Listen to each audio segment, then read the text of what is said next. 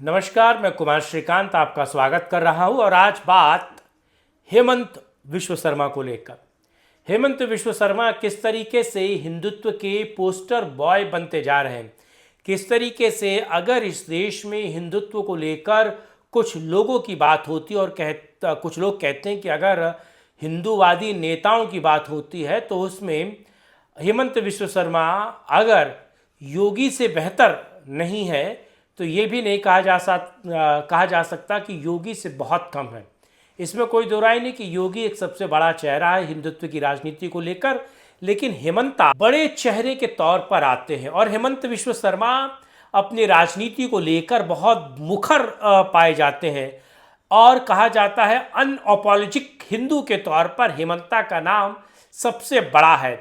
योगी आदित्यनाथ के बाद किसी चेहरे को छत्रप के तौर पर या फिर नरेंद्र मोदी के बाद अगर किसी चेहरे को हिंदुत्व की राजनीति के तौर पर बड़े पैमाने पर देखा जा रहा है तो हेमंत विश्व शर्मा है।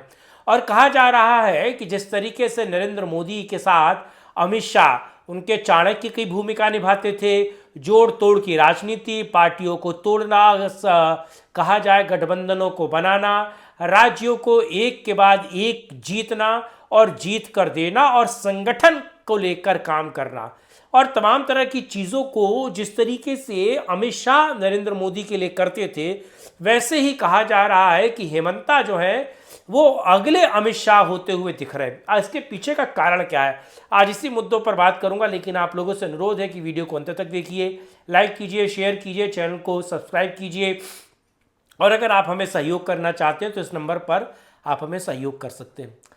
बात हेमंत विश्व शर्मा को लेकर। हेमंता आपको पता है जब से आसाम में वो कांग्रेस छोड़कर बीजेपी में आए और अगर वो कांग्रेस में भी थे तो वो अनअपोलोजिक हिंदू थे। वो अपने हिंदुत्व की आइडेंटिटी को लगातार इंडोर्स करते थे, लगातार हिंदुत्व की बात करते थे और हेमंता को किसी भी तरीके से आप हिंदुत्व के विरोध में नहीं देख सकते थे। वो गमछा पहनकर कामाख्या जाना हो या जिस तरीके से वो अपने हिंदुत्व को या फिर आसाम में हिंदुत्व की बातों को लेकर छात्र राजनीति से आते हैं वो लगातार चलते थे। वो बात अलग है कि कांग्रेस में उनका कुछ खास नहीं जमा, इसीलिए वो उन्होंने बीजेपी का दामन थामा। और आपको पता है कि किस तरीके से वो बीजेपी जब सेकंड टर्म में आई और सर्बानंद सोनोवाल के बाद वो मुख्यमंत्री बनाए गए और उसके बाद अगर आप देखिए तो पूरे नॉर्थ ईस्ट में 7 सिस्टर जो स्टेट्स हैं उसमें बीजेपी को लेकर काम करने का जो पूरा है इनका, मणिपुर में बीजेपी के पैर पसारने का काम, नागालैंड में, त्रिपुरा में, मेघालय में, सिक्किम में, मिजोरम में जो बीजेपी की साठगांठ हो वो सारे काम हेमंता कर रहे हैं। जो अल्फा उग्रवादी हैं उनके साथ समझौता करवाने का काम और जो आप कह सकते हैं कि 7 सिस्टर स्टेट्स में जो दिक्कतें, जो समस्याएं और एक राष्ट्रीय पार्टी के तौर पर बीजेपी अब तक जहां नहीं पहुंच पाई थी वो सारे काम हेमंता कर रहे। तो हेमंता को सबसे पहले अमित शाह ने नॉर्थ ईस्ट का सारा काम दिया और हेमंता ने वो सारा काम करके दिया और आपने देखा किस तरीके से ममता बनर्जी को भी साधने का काम हेमंत विश्व शर्मा ने किया। और हेमंता ने न केवल ममता बनर्जी को साधा, नॉर्थ ईस्ट की पॉलिटिक्स को साधा, बल्कि आपको पता है दोबारा सीएम बने तो उन्होंने किस तरीके से आसाम की डेमोग्राफी पे वो खुलकर बात करते हैं। वो गाय, गंगा और हिंदुत्व पर खुलकर बात करते हैं। वो सीधे तौर पर मुस्लिमों को निशाने पर लेते हैं। वो मदरसों के विरोध में बात करते हैं और मेरा मानना है कि मदरसा होना भी नहीं चाहिए। वो किस तरीके से अपने एजेंडे को लेकर क्लियर है। मुझे लगता है कि ऐसे क्लियर योगी आदित्यनाथ के बाद अगर कोई सबसे बड़ा राजनेता सीधे तौर पर बात करता है बिना लाग लपेट के, वो हेमंत विश्व शर्मा। ये सारी चीज़ें आपको पता है। और हेमंता को किस तरीके से अलग अलग राज्यों में बीजेपी भुना रही है और उनका जो कौशल है राजनीतिक उसे देखकर, समझकर या फिर उसे बेहतर तरीके से परिष्कृत करने का काम बीजेपी कर रही है। इससे जुड़ा हुआ एक और मामला मैं आपको बताऊं।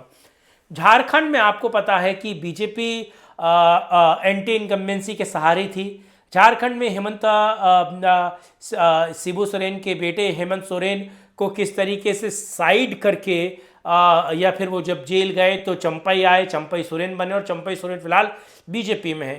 तो जो अलग अलग घटक बन रहे थे या फिर कहा है जो बागी स्वर थे बीजेपी में, और हर एक व्यक्ति मुख्यमंत्री, वो अर्जुन मुंडा हो, वो बाबूलाल मरांडी हो, या फिर कहा जाए वो चंपई सोरेन अपना भविष्य देख रहे हो, या रघुवर दास अपना भविष्य देख रहे हो, और नई बीजेपी, पुरानी बीजेपी, खाटी बीजेपी और बीजेपी के तमाम तरह के जो चेहरे हैं वो अपने आप को आगे करने की कोशिश कर रही थी। इस बीच हेमंता को झारखंड का प्रभार मिलता है और हेमंता झारखंड का सारा चुनाव मैनेज करते हैं, और किस तरीके से जमाई टोले के विरोध में बात करते हैं, और सीधे तौर पर वो कहते हैं कि असम में अब बांग्लादेशी मुसलमानों ने किस तरीके से वहाँ की लड़कियों के साथ शादी करके उनकी प्रॉपर्टी को इनहेरिट कर लिया है, वही हाल झारखंड में। और झारखंड की डेमोक्रेसी पर या फिर उसकी जनसंख्या घनत्व को लेकर, डेमोग्राफी पे जो सीधे तौर पर हेमंता बात करते हैं, मुझे लगता है बहुत कम नेता बात करते हैं। असम में तो वो मुखर हैं ही, और वो व्यक्ति राजनीतिक तौर पर उसके हाथ में कुशलता है, कौशल है, वो चीज़ें सीधे तौर पर परिलक्षित होती हैं। सीधे तौर पर अगर देखा जाए तो परिलक्षित कहाँ होती है? झारखंड में। तो क्या बीजेपी एक दूसरा अमित शाह तैयार कर रही है? और हेमंता पढ़े लिखे हैं, छात्र राजनीति से आते हैं, ग्रेजुएट हैं, पोस्ट ग्रेजुएट हैं, और सीधे तौर पर वो राजनीति की बारीकियाँ सीखते हैं और पूरी पार्टी को नॉर्थ ईस्ट में अपने कंधों पर लेकर चला। और जो नॉर्थ ईस्ट पर लगातार राज्यों से राज्य बीजेपी जीत रही है, उसके पीछे कहीं ना कहीं हेमंत विश्व शर्मा है। और अनअपॉलिटिकल हिंदू की जो छवि हेमंता की है, वो उनको सीधे तौर पर राजनीतिक, सामाजिक, आर्थिक हर तरीके से मजबूत करती है। और जिस तरीके से वो हिंदुत्व को लेकर मुखर बात करते हैं, बहुत कम ऐसे लोग हैं, बहुत कम ऐसे राजनेता हैं जो इस तरीके का स्टैंड लेने की कोशिश या फिर इन तरह की स्टैंड पे एक तरीके से सक्सेस कर पाते हैं। तो हेमंता का भविष्य क्या अमित शाह पार्ट 2 होगा? क्या वो भी आने वाले 15-20 सालों में प्रधानमंत्री पद का चेहरा हो सकते हैं, या वो अमित शाह की ड्यूटी निभाएंगे योगी को आगे करके?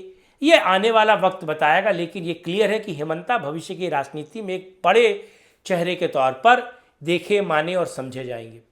बहरहाल ये वीडियो आपको कैसा लगा? प्लीज़ इसको लाइक, शेयर, चैनल को सब्सक्राइब कीजिएगा। अपनी बात आप कमेंट बॉक्स में रख सकते हैं, और अगर समर्थन सहयोग करना चाहते हैं तो इस नंबर पर आप समर्थन सहयोग कर सकते हैं। साथ जुड़ने के लिए, इस मुद्दे पर बात करने के लिए बहुत धन्यवाद। कल फिर मिलेंगे, करेंगे राष्ट्रहित में एक और चर्चा। जय हिंद, जय भारत, वंदे मातरम, नमस्कार।